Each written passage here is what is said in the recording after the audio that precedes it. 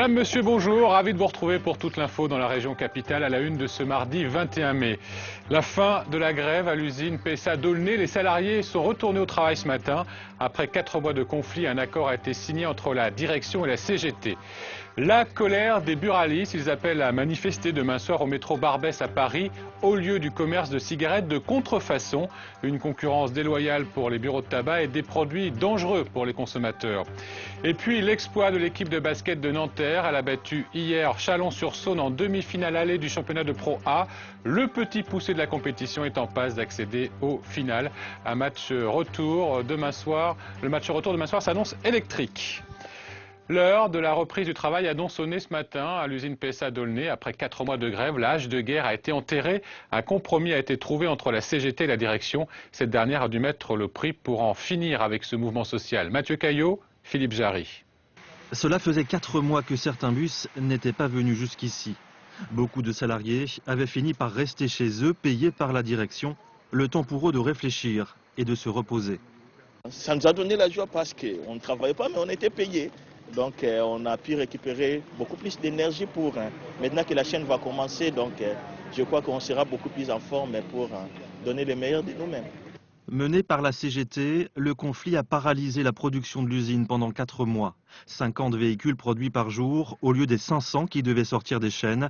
Direction et CGT ont finalement trouvé une porte de sortie vendredi dernier. C'est pas nous qui avons craqué, c'est la direction qui a craqué. Et ça, c'est quand même le principal acquis de cette grève. On n'a pas eu tout ce qu'on voulait, mais bon, on a déjà récupéré nos copains qui devaient être mis à la porte. C'est déjà le principal. Pour le reste, bon, si on avait été plus nombreux, ça aurait certainement payé. Entre autres mesures, la direction abandonne les poursuites pénales et disciplinaires contre les délégués. Elle réintègre 4 salariés licenciés et verse une prime supplémentaire de 20 000 € réservée aux seuls 210 grévistes s'ils quittent le groupe avant le 31 mai. On a ouvert une brèche. Dans cette brèche, il faut s'y engouffrer. Tout le monde doit s'y engouffrer. Et nous, on va être avec tous ceux qui vont vouloir s'y engouffrer. Vous êtes prêt à refaire grève ou... Bien sûr, c'est évident. On a suspendu la grève, on n'a pas déposé les armes. Face à Peugeot, face à un patron, il ne faut jamais déposer les armes. Jamais.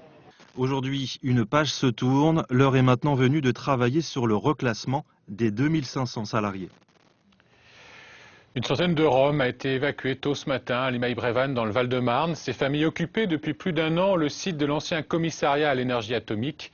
Les autorités assurent que des places ont été réservées dans les hôtels de la région pour héberger provisoirement les personnes les plus fragiles. Je vous le disais dans les titres, demain, les buralistes sont appelés à descendre dans la rue. Ils manifesteront au pied du métro Barbès dans le 18e. C'est là que se retrouvent des dizaines de vendeurs de cigarettes de contrefaçon. Une concurrence jugée déloyale. William Vanqui avec Sébastien Thomas. Vous ne trouverez pas moins cher. À Barbès, le prix du paquet de cigarettes est imbattable. Vous les avez eus à quel prix? J'ai payé 3 €. Une bonne affaire pour les consommateurs qui s'approvisionnent auprès des très nombreux vendeurs à la sauvette du quartier. Les buralistes le savent, ils ne peuvent pas lutter. La différence de prix est trop importante entre le paquet de contrebande venu d'Algérie et celui vendu au prix fort dans un bar tabac. Il y a la 3/4 ici du quartier, ils vivent que du RSA. Donc ils ne peuvent pas se permettre d'acheter un paquet de cigarettes à 6,60. Ils vont l'acheter à 3,60. Pour ce prix-là, ils en ont 2. Donc c'est par rapport au petit budget. En achetant nous aussi notre paquet sous le manteau, nous parvenons à nouer la conversation avec l'un de ces vendeurs à la sauvette. Âgé d'une trentaine d'années, il vit uniquement de ce petit trafic. On gagne 1 €. Vous gagnez 1 €? Ouais, par paquet. Et vous en vendez beaucoup chaque jour? Ouais, ça dépend, 4 cartouches, 5 cartouches. Voilà. 5 cartouches, tu gagnes 50 €, voilà. On cherche un travail, on est là. Pour le moment, il n'y a pas de travail, on travaille ici. Mieux qu'on va aller voler. Ce marché clandestin existe un peu partout dans la capitale, mais à Barbès, il se fait au vu et au su de tous, et la police semble incapable d'enrayer le trafic. C'est pas des gros trafics, il n'y a pas de grosse saisie, donc les procédures à chaque fois pour 3 paquets de cigarettes qu'il a sur lui, parce que bien sûr son stock il n'est pas sur lui, il est caché ailleurs, dans ces cas-là c'est pas intéressant, ça leur prend beaucoup de temps et ça coûte beaucoup d'argent, donc ils laissent tomber. Les buralistes manifesteront demain dans le quartier sans grand espoir de mettre fin à ce marché parallèle. Une tentative de braquage ce matin de l'Intermarché de Roissy-en-Brie en Seine-et-Marne. Les malfaiteurs se sont retrouvés face aux policiers. Des coups de feu ont été tirés sans faire de blessés. Les braqueurs ont pris la fuite à bord de la voiture d'un employé du magasin. Et puis, 2 agents d'entretien chargés du ménage dans les avions à Orly viennent d'être mis en examen et écroués. Ils sont soupçonnés d'avoir récupéré des dizaines de kilos de cocaïne en provenance des Caraïbes, de la drogue dissimulée dans les toilettes et le linge sale des avions. Au cas où vous ne l'auriez pas remarqué, il pleut beaucoup en ce moment et la pluie va continuer à jouer des claquettes au moins jusqu'à la fin de la semaine. Conséquence de cette météo catastrophique, les fruits et légumes de saison se font rares sur les marchés. Le manque de soleil et les sols détrempés font que les cultures sont très en retard. À Fontainebleau, le reportage de Farine Benbekay avec Daniel Petit-Queno. Inutile de les chercher sur les étals ce matin. Pas de fruits, en tout cas, pas ceux que l'on trouve d'ordinaire à cette saison. On n'aura pas nos tonnages cette année, quoi. Sur la cerise, dans la nectarine, ça va pas être une bonne année, quoi. Des semaines que le ciel est bas et lourd, du coup, les légumes de saison se font rares aussi. À tel point que sur ce marché, on vient pour se préparer les bonnes vieilles recettes dignes d'un hiver. On fait des soupes de ce temps-là, bah ouais, quand il fait froid, voilà, on n'a pas envie, on a envie de manger des tomates ou des fraises. Côté client, on fait ses courses à reculons et on met la main au porte-monnaie. Mais la qualité n'est pas forcément au rendez-vous. Elles sont pas bonnes en ce moment, les fraises. Moi, je trouve qu'elles n'ont pas beaucoup de goût. Bah, ça manque de soleil, quoi. Elles ont beau être cultivées sous serre, ces tomates souffrent d'un sérieux déficit de soleil. Sans parler des fraises, la récolte de ce maraîcher a 1 mois de retard. Les prix, eux, dégringolent. Les prix baissent tous les jours. Depuis la semaine dernière, on a perdu 60 centimes du kilo sur la production de tomates. Et aujourd'hui, on a encore perdu 15 centimes par rapport à la semaine dernière. L'ardoise sera salée pour ce producteur, car en plus du manque de luminosité, il y a le mercure qui ne décolle pas. Sur les marchés, les clients devront faire preuve d'encore un peu de patience pour espérer goûter aux fruits de saison. En politique, c'est officiel. Depuis hier soir, la fédération UMP Paris repousse jusqu'au 3 juin la date des inscriptions pour voter à la primaire afin de désigner son candidat pour les municipales. Un délai supplémentaire pour tenter de rassembler davantage d'électeurs. Pour l'instant, ils ne sont que 6 000 inscrits. Une décision que conteste le candidat Pierre-Yves Bournazel. Il estime que ce report est inacceptable et qu'il fausse la règle du jeu. Vous avez jusqu'à lundi prochain, minuit, pour remplir votre déclaration d'impôt. Pas de panique si vous séchez devant votre feuille. De nombreux spécialistes peuvent vous aider gratuitement. Des avocats fiscalistes vous attendent actuellement dans les mairies d'arrondissement. Autre coup de main, celui des experts comptables de la région. Isabelle Dupont avec Yves Devulf. Plongés dans les documentations spécialisées et dans le rébarbatif Code des impôts, une dizaine d'experts répondent par téléphone aux interrogations des contribuables. Et vous n'avez pas de crédit sur cette maison ? Enfants à charge, déduction, crédit d'impôt, si les questions sont souvent les mêmes, les réponses changent d'année en année et c'est bien là toute la difficulté au moment de remplir sa déclaration.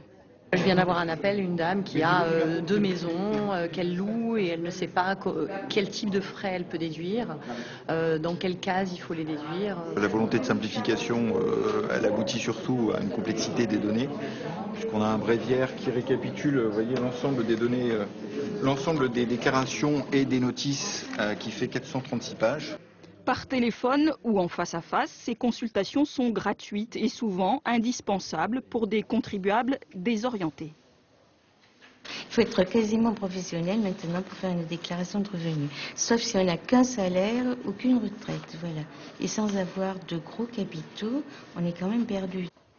Pour ces 6 jours de consultation non-stop, l'Ordre des experts comptables mobilise 90 personnes pour apporter une aide rapide et surtout personnalisée aux demandeurs.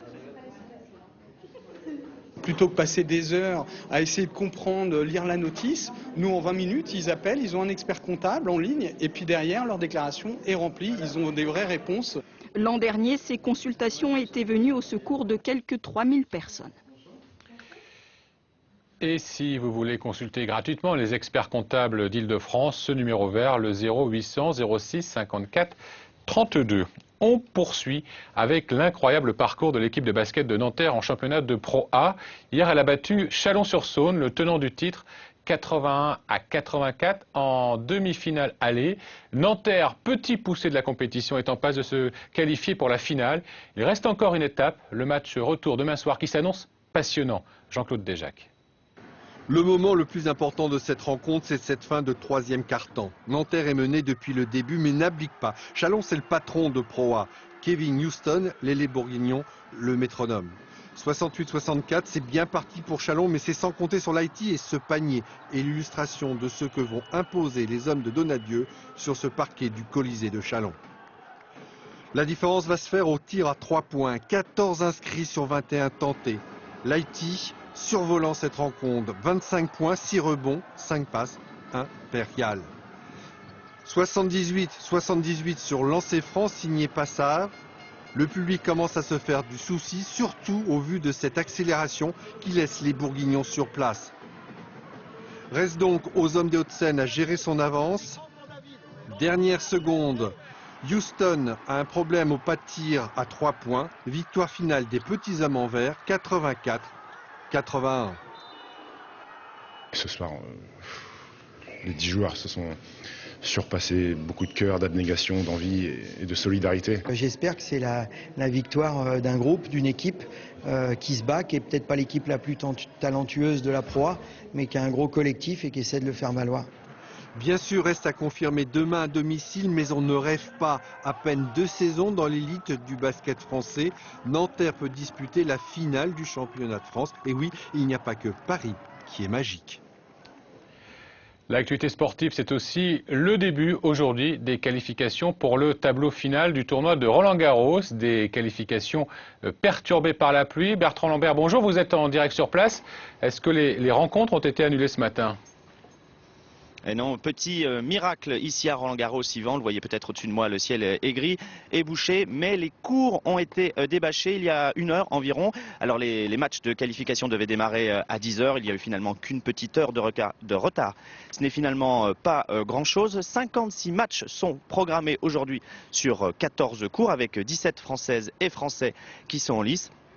Alors évidemment, tous les matchs ne devraient pas se dérouler aujourd'hui car la pluie est de nouveau attendue cet après-midi et les équipes d'entretien sont sur le qui-vive pour bâcher et débâcher dès qu'il le faut. Bertrand, est-ce que des joueurs franciliens sont engagés pour ces qualifications ? Bien évidemment, bien évidemment. Alors on ne peut pas tous les citer, il y en a une petite dizaine. Je peux vous parler de Jonathan Esric ou de Jocelyn Ouana qui font partie des 17 Français et Françaises qui sont en lice aujourd'hui pour tenter de décrocher leur billet pour le grand tableau. Il y a 3 matchs à gagner d'ici samedi soir pour peut-être décrocher leur billet pour le grand tableau. Et parmi ces joueurs, on aurait très bien pu voir Gaël Monfils puisque le Parisien, ancien top 10, ancien numéro 10 mondial, est retombé au-delà de la 100e place mondiale. Il aurait dû donc être ici et peut-être disputer un match derrière moi. Et finalement, les organisateurs, vu son standing, lui ont accordé une invitation. Il est donc dispensé de ses qualifications. Bertrand, le tournoi du tableau final démarre dimanche. Est-ce que les grandes stars sont au rendez-vous et quand est-ce qu'elles seront au rendez-vous ? Alors écoutez, c'est effectivement le Sunday Start, c'est dimanche, premier match sur les 6 grands cours ici à Roland-Garros. La journée des enfants, l'ancienne journée Benny Berthet aura lieu, elle, samedi, si la météo évidemment le permet. Alors parmi les têtes d'affiche, une seule pourrait manquer à l'appel, il s'agit d'Andy Murray, le numéro 2 mondial, est très incertain. L'Écossais a abandonné la semaine dernière à Rome, victime de problèmes récurrents au dos, et il s'accorde lui-même très peu de chances d'être ici. Ça serait évidemment un coup dur pour le tournoi, même si Andy Murray ne fait pas partie des favoris sur terre battue. Mais ce forfait pourrait enlever une épine du pied des organisateurs, car grâce à ce forfait, Rafael Nadal pourrait être tête des séries numéro 3 et donc éviter Novak Djokovic, le numéro 1 mondial, en demi-finale. Voilà qui permettrait aux organisateurs d'avoir potentiellement la finale que tout le monde attend ici entre Novak Djokovic et Rafael Nadal. Rafael Nadal, grand favori de ce tournoi. Merci Bertrand. On termine avec ce reportage qui, j'espère, ne va pas vous couper l'appétit. Le Muséum d'histoire naturelle à Paris propose actuellement une exposition étonnante sur les insectes. Ces créatures qui souvent nous rebutent et pourtant, elles sont en train d'envahir nos assiettes. Maude de Bohan et Pierre-Julien Kiers. Que diriez-vous d'un plat de coléoptères entièrement préparé en France? Ça se croque, dit-on, comme des chips. Ou d'une bouchée de ces chrysalides de papillons, ou encore de ces friandises du Cambodge, grillons ou blattes, les frites locales. On se dit, bon, au point de vue du goût, vu que c'est petit et et que ça a une bonne carapace. C'est pas forcément très agréable, mais ouais, je pense que ça peut être assez sympa. Si on vous proposait une larve en apéritif, vous diriez quoi? Que je ne mangerai pas. Non, jamais. Je sais qu'il y a quelques peuples qui mangent, mais pour moi, non. Derrière l'affiche, un monde insoupçonné, celui des bestioles et autres créatures, souvent jugées à tort, peu séduisantes. Pour préparer l'exposition, l'entomologiste Romain Garouste a dû choisir entre des centaines d'espèces, bien loin des salles ouvertes au public.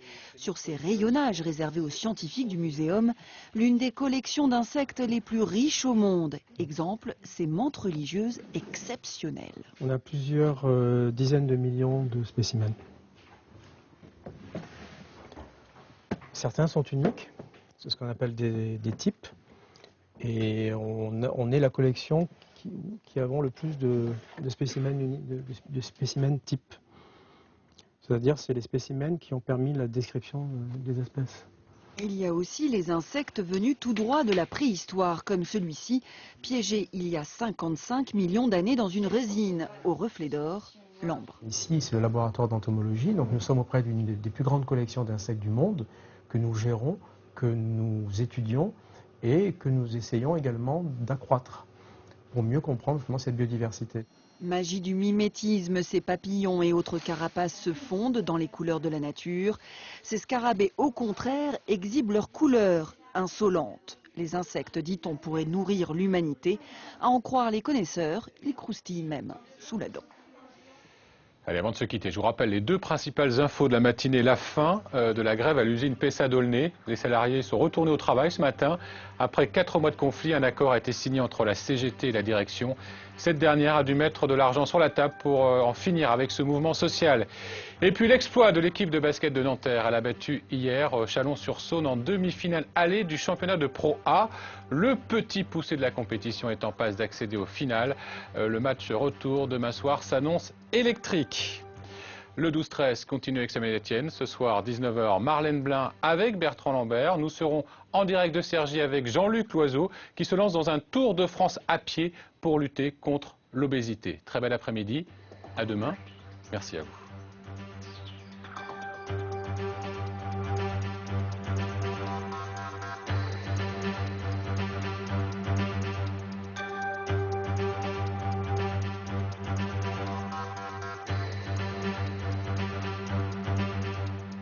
Retrouvez toute l'info en continu sur France3.fr.